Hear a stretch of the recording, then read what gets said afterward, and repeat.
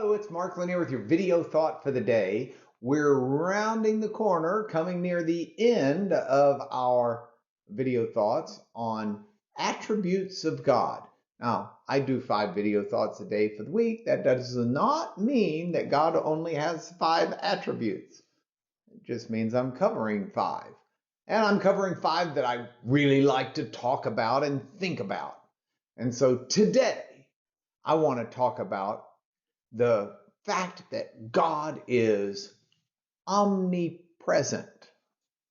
Comes from the Latin prefix omni, which means all, and present, which means here. So God is everywhere. Say, well, that sounds kind of goofy, or you might say that sounds obvious. I don't know. But I will tell you this.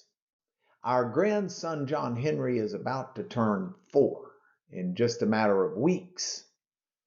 And so he's at the age where he's asking a lot of questions of his mom and dad.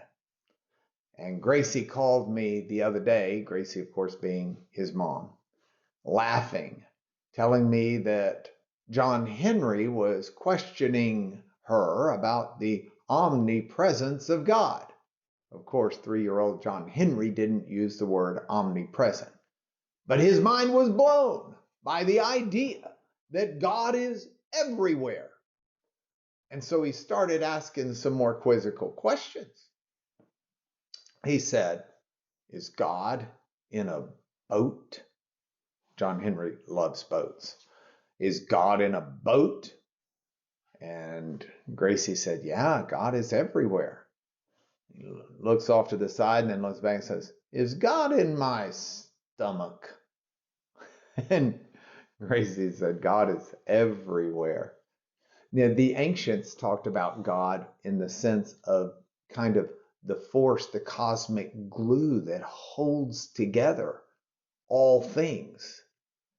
And in a sense, because God is also omnipotent, omnipotent, able to do whatever his will is, God could just decide and on his own be able to dissolve all of what is, to disperse the universe, to erase the universe.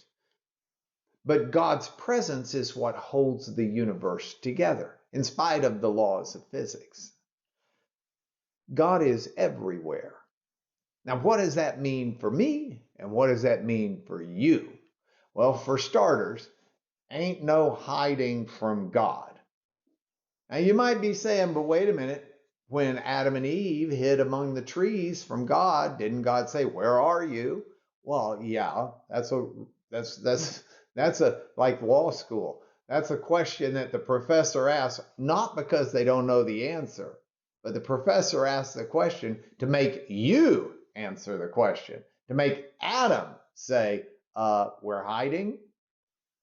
And the dialogue continued from there. God knows where you are. He knows what you're doing. He knows what you're thinking. He knows all of the good. He knows all of the bad. He knows all of the ugly. And the amazing part is, knowing all of that, God still loves you, and he still loves me.